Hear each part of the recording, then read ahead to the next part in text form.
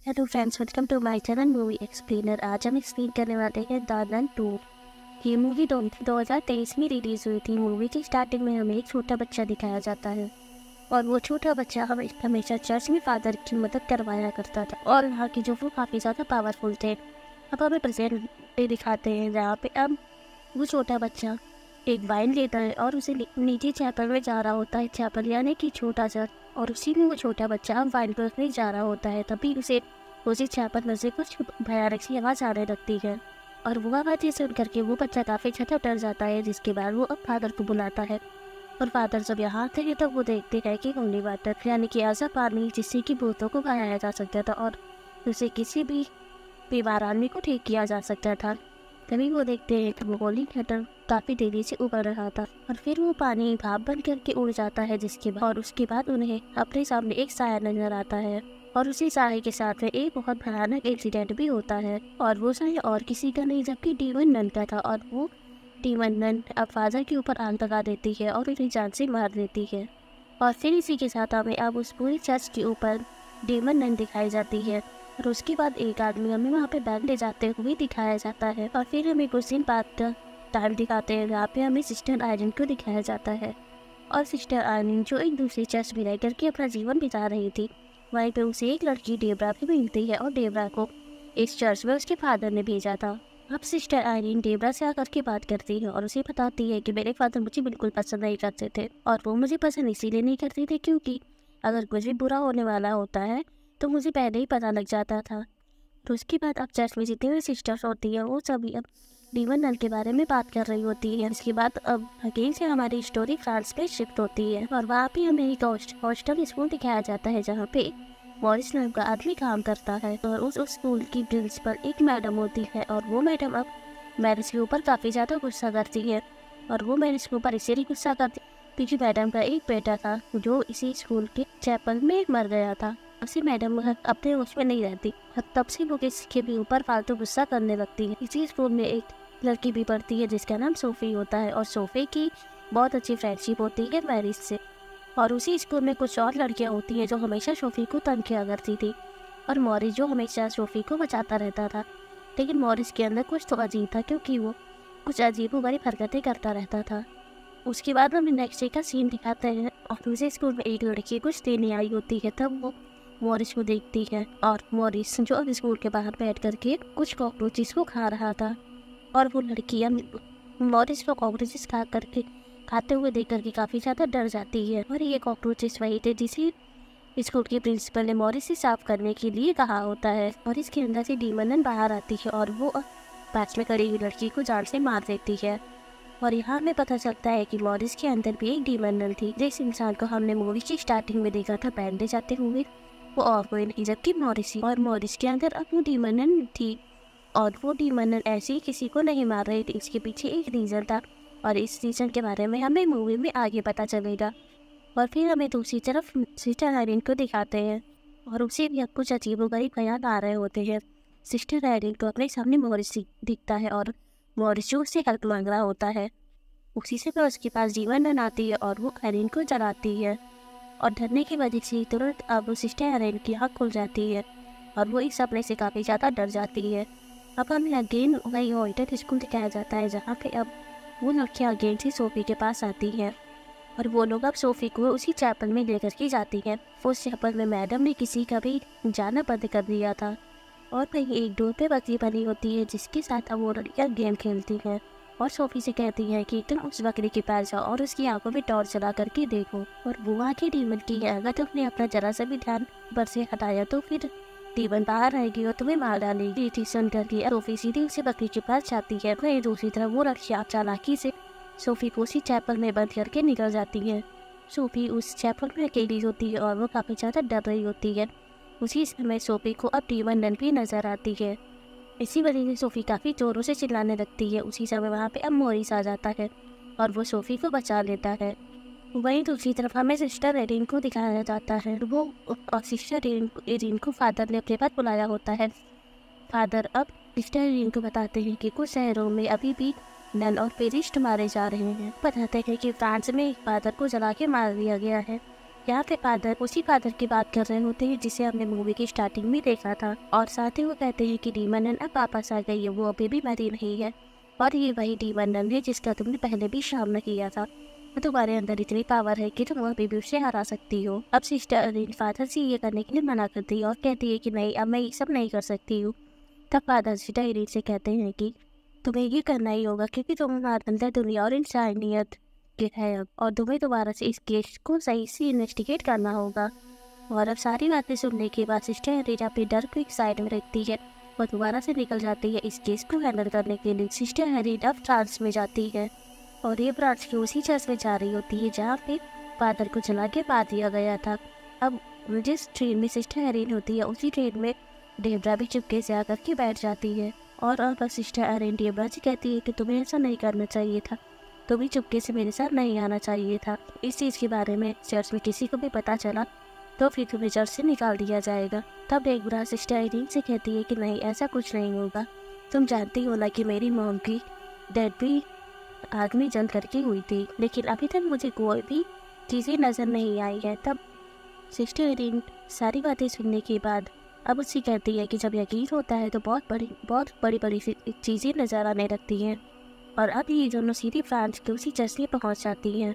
तो sister Erin जैसे ही church के अंदर जाती है तब उसे उसी बच्चे का ख्याल आता है जिसे हमने मूवी की स्टार्टिंग में फादर के साथ देखा था।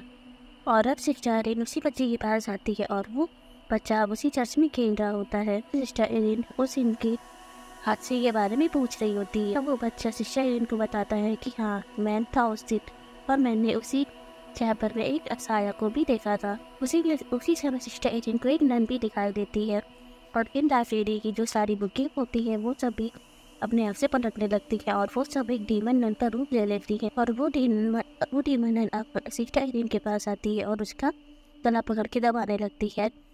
वहीं दूसरी तरफ सिस्टर एरिन को अब अपने सामने एक और नन नजर आती है जिसकी अब आंखें निकाली जा रही थी, और ये सब कुछ देख करके सिस्टर एरिन वहीं पे बेहोश हो जाती है।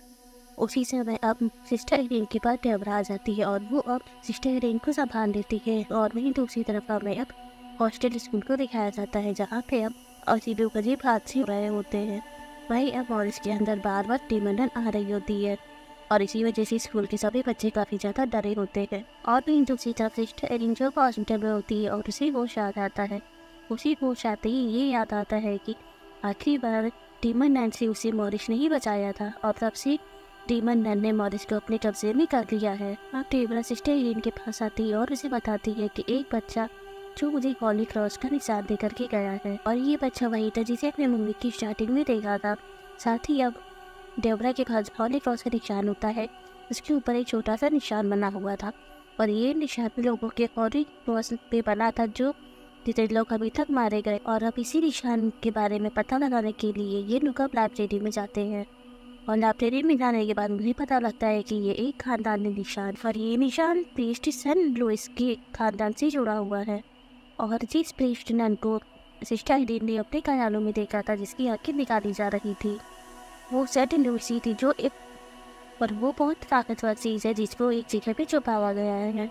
और अभी तक जितने भी लोग मरे हैं वो सभी सेंट लुइस की खानदान के हैं जिनको वो डीमन नन मार करके उनकी आंखों तक पहुंचने की कोशिश कर रही थी। और वो इन आंखों को इसलिए पाना चाहती थी ताकि डीमन नन की जितनी भी पावर्स जो चली गई थी वो सभी वापस से आ सके। यहीं पर वो लाइब्रेरियन अब सिस्टर एरिन को ये भी बताता है कि इससे पहले डीमन नन एक फरिश्ता हुआ करता था जिसे गॉड ने निकाल दिया था और उसकी सारी पावर भी ख़त्म कर दी थी। साथ ही वो लाइब्रेरियन अब सिस्टर एरिन को वो जगह भी बताता है जहाँ से उसको सारी इन्फॉर्मेशन पता लग सकती थी। वो बताता है कि वो आंखें यहाँ से काफ़ी दूर जगह पे एक चैपल में दफन की गई हैं जहाँ पे पहले वाइन एक शराब की फैक्ट्री हुआ करती थी, लेकिन कुछ टाइम पहले वो फैक्ट्री बंद करके वहाँ पे एक हॉस्टल स्कूल बना दिया गया है और उसी हॉस्टल स्कूल के चैपल में ही वो आके दफन की गई है। तब हमें यहाँ पता लग जाता है कि मॉरिस जो हॉस्टल स्कूल में काम करता था वो वहाँ पे इसीलिए काम करता था ताकि वो वहाँ से उन आँखों को ढूंढ सके, यानी कि वो डीमन नन जिसने मॉरिस को कंट्रोल कर रखा होता है और वही अब उन आँखों को ढूंढ रही थी। और ये बात जानने के बाद डेब्रा और आयरी दोनों उसी हॉस्टल स्कूल के लिए निकल जाती हैं। फिर हम वहाँ पे मॉरिस को देखते हैं, उसको अचानक से पता नहीं क्या हो जाता है और वो अब उसी चैपल के बाहर बैठ कर के अपने सर को पीट रहा होता है। और उसे ऐसा करता रहे हाँ कि प्रिंसिपल ने भी देख लिया होता है, जो अब मॉरिस से कहती है तुम्हें क्या हो गया है, तुम्हारी तबीयत खराब है, तुम अपने घर जाओ और आराम करो। लेकिन यहाँ पे मॉरिस जो बार बार यही कह रहा होता है कि मुझे नहीं पता कि मैं यहाँ पे कैसे आ गया हूँ। उसी समय अब वहाँ की प्रिंसिपल उसी चैपल में से कुछ अजीबोगरीब आवाज़ जाने लगती है, जिसके बाद अब वो प्रिंसिपल चैपल का ताला खोलती है और उसके अंदर जाकर के देखती है कि अब उनके सामने उन्हीं के बेटे की आत्मा नजर आती है और वो उन्हें भूत बन के डरा रहा था। यहाँ पे हमें पता चलता है कि प्रिंसिपल के बेटे की आत्मा को और कोई नहीं जबकि डीमन नन ही कंट्रोल कर रही थी और अब उनके बेटे की आत्मा के ऊपर डीमन नन का कंट्रोल होता है। इसी वजह से डीमन नन अब उसे अपने कंट्रोल में करके प्रिंसिपल के ऊपर काफ़ी सारे अटैक करवा रही होती है और उसे मार मार करके उनकी जान निकाल देती है। और अब उसी चैपल में से प्रिंसिपल की लाश निकलती है और ये सब कुछ देख करके हॉस्टल से उनके जितने भी बच्चे होते हैं वो काफ़ी ज़्यादा डर जाते हैं और मैडम की लाश काफ़ी ज़्यादा बुरी कंडीशन में थी और ये सब कुछ देख करके हॉस्टल से उनके जितने भी बच्चे होते हैं वो सभी काफ़ी ज़्यादा डर जाते हैं। हम रात में सभी बच्चों का डर लगाने के लिए मॉरिस और सोफी की मॉम ये दोनों मिलकर के डांस कर रहे होते हैं। उसी समय मॉरिस को कुछ अजीबोगरीब हरकतें करने लगता है और मॉरिस की तबीयत भी खराब हो रही थी, जिसके बाद सोफी की मॉम अब मॉरिस के गले पे क्रॉस का निशान देखती है जिसकी अब काफ़ी बुरी हालत हो गई थी। उसी का में अब हॉस्टल स्कूल में आयरीन और टेंडर वॉइस आती है और वो दोनों सोफी और उसकी मॉम को मॉरिस से दूर रहने के लिए कहती हैं क्योंकि उन्हें पता था कि मॉरिस की ज़्यादा डीमन इनका कंट्रोल है, इसने मॉरिस को पोजेस कर रखा है। जिसके बाद मॉरिस के अंदर से वो डीमन जाग जाती है और वो आयरीन को लेकर के उल्टी करती है अपनी सिस्टर और इसके बाद मॉरिस हमसे चैपल की तरफ भाग जाता है और अब मॉरिस को उस छोटी चर्च में जाते हुए देख करके आयरीन उसे रोकने की कोशिश करती है, बट उसी समय मॉरिस कुछ वो डीमन नन अब आयरीन के ऊपर हमला कर देती है और उसे दूर फेंक देती है और अब वहाँ पे डेब्रा भी डीमन नन को रोकने की कोशिश करती है बट वो भी उसे नहीं रोक पाती है। जिसके बाद आयरीन अब उठती है और अपने मन में कुछ पढ़ना शुरू करती है जिससे कि अब वो डीमन नन की जो पावर हो मॉरिस के अंदर डीमन नन की जो पावर होती है वो धीरे धीरे करके कम होने लगती है और इसी चीज़ का फ़ायदा उठा करके डेब्रा अब मॉरिस की सर पे कुछ मारती है जिससे कि मॉरिस वहीं पे बेहोश हो जाता है और अब डेब्रा मॉरिस को उठा करके एक चेयर से बांध देती है ताकि वो उठ के कहीं भी जा ना पाए। जिसके बाद आयरीन अब कुछ सिस्टर्स के साथ में और डेब्रा ये लोग अब चैपल के अंदर जाती हैं और वो लोग उस चौपल में उसी आँखों को ढूंढने गई थी जिसे डीमन नन ढूंढना चाहती थी और उनके साथ में सोफी भी चैपल के अंदर जाती है। वो अब इन लोगों को वो विंडो दिखाती है जिसपे बकरी बनी हुई थी और कहती है कि क्या पता ये बकरी सेंट लुइस के किसी खानदान ने बनाई हो ताकि अगर सेंट लुइस के खानदान का कोई यहाँ पे उसे ढूंढने के लिए आए तो फिर वो इस बकरी को ढूंढ करके बकरी को देख करके उन आँखों को ढूंढ ले। साथ ही सोफी अब आयरीन को ये भी बताती है कि अगर इस बकरी की आँखों पे सूर्य की रोशनी पड़ती है तो फिर ये चमकने लगती है और इसी चीज़ को प्रूव करने के लिए आयरीन अब टॉर्च जलाती है और उस टॉर्च को बकरी की आंखों पे लगाती है जिससे और वो देखती है कि बकरी की आंखों से अब लेजर लाइट निकलने लगती है और वो उन्हें अब उन आंखों का रास्ता भी बता देती है जहाँ पे ये आँखें दफन हुई थी। जिसके बाद अब आयरीन उसी जगह चली जाती है जहाँ पे ये आँखें होती हैं और वो आँखें एक बक्से के अंदर होती है। आयरीन अब उस बक्से से उन आँखों को निकाल लेती है। वहीं दूसरी तरफ अब डीमन नन मॉरिस भी जाग गया होता है और डीमन नन जो अब अपने असली रूप में आकर के हॉस्टल स्कूल के सभी बच्चों को डराना शुरू कर देती है और अब वहाँ पे डेब्रा आ जाती है जो उन सभी बच्चों को बचा करके एक ही रूम में लेकर के जाती है और फिर उस रूम में प्रिंसिपल मैडम का भूत होता है जो इन्हें डरा रहा होता है। और वहीं दूसरी तरफ हमें सोफी को दिखाते हैं। सोफी अब आयरीन के साथ होती है और इन लोगों के पास अब मॉरिस भी आ जाता है और मॉरिस जो है आयरीन से उन आँखों को चिन्हा रहा होता है, लेकिन उसी समय अब उन आँखों को सोफी ले लेती है और वो उन आँखों को लेकर के वहाँ से भाग जाती है। यहाँ के एक बक्से में होता और वो उस बक्से को लेकर के बिल्डिंग के ऊपर चढ़ जाती है। सोफी बिल्डिंग के उस किनारे में पहुँचती है जो धीरे धीरे करके टूट रहा होता है और ये सब कुछ आँखों की पावर से ही हो रहा था। और उसी समय अब वहीं से येलो लाइट जलने लगती है जिसके करीब अब डीमन नन भी नहीं जा सकती थी, लेकिन फिर भी मॉरिस के अंदर होने की वजह से डीमन नन अब उस लाइट के करीब जाने लगती है। उसी समय वहाँ पे अब आयरीन आ जाती है जो अब सोफी से उस बॉक्स को ले लेती है और उसे एक ओपन प्लेस में रख देती है, जिससे कि अब वो येलो रोशनी बाहर आ जाती और अब इसे ही येलो रोशनी मॉरिस की डीमन के ऊपर पड़ती है तो वो तड़पने लगती है और इसी वजह से सबको ऐसा लगता है कि मॉरिस भी अब मरने वाला है। और ये चीज़ देख कर के सोफ़ी काफ़ी ज़्यादा डर जाती है और वो रोने लगती है, क्योंकि मॉरिस उसका बहुत अच्छा दोस्त था। अब मॉरिस को चेक करने के लिए आयरीन मॉरिस के पास आती है और जैसे ही वो उसे टच करती है तब वो देखती है कि मॉरिस अभी नहीं मरा है, जबकि ये डीमन की एक चाल थी इन्हें फंसाने की, जिसके बाद डीमन अब उन आँखों को भी ले लेती है और वो अपने आँखों में फिट कर लेती है। और अब डीमन के पास जब वो आँखें आ गई थी, इसी वजह से उसकी सारी पावर उसी वापस मिल जाती है और वो दोबारा से पावरफुल हो जाती है। और इसी वजह से अब डीमन हॉस्टल की एक बच्ची को उठाती है और ये बच्ची वही थी जो सोफ़ी को हमेशा परेशान किया करती थी, जिसके बाद डीमन अब उस बच्ची के मुँह में अपने नाखून गड़ा देती है। और अब डीमन इतनी ज़्यादा पावरफुल हो गई थी कि वो अब आयरीन को हवा में उठा करके फेंकने वाली होती है, ऐसा उसने मूवी के स्टार्टिंग में फादर को मारा था। अब वहीं पे हम देखते हैं कि डीमन जब आयरीन को उठा के फेंकने वाली होती है उसी समय आयरीन को अपनी मॉम दिखाई देती है और उनकी आंखें भी चमक रही होती हैं, जिसके बाद आयरीन अपनी आंखें खोलती है तो हमें पता चलता है कि आयरीन की आंखें भी अब चमक रही है और वो भी सेंट लुइस के ही खानदान से है। और अब आयरीन भी काफ़ी ताकतवर होती है, इसी वजह से अब वो अपनी ताकत की मदद से जो डीमन ने उसके ऊपर आग लगाई होती है वो उस आग को बुझा देती है।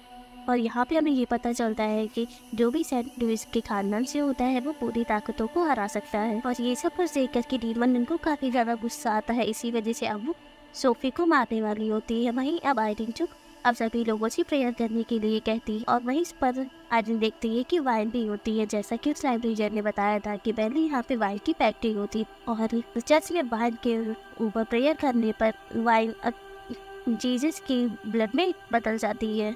और इसी वजह से अब ये सभी लोग मिलकर के प्रेयर करते हैं वाइन के ऊपर और फाइनली अब वाइन जीसस की ब्लड में बदल जाती है, जिससे कि अब वो लोग डीमन के ऊपर डाल देते हैं और वहीं पे डीमन खत्म हो जाती है।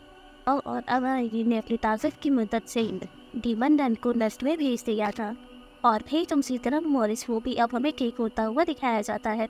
फिर हमें मूवी के एंड में 2 पैरानॉर्मल इन्वेस्टिगेटर्स सिखाए जाते हैं जो कि भूत प्रेत आत्मा से बात कर सकते थे और उन्हें एक चर्च से कॉल आई होती है, उन्हें एक नए केस को सॉल्व करना था। और इसी के साथ ही मूवी यहाँ पे कंप्लीटली एंड हो जाती है।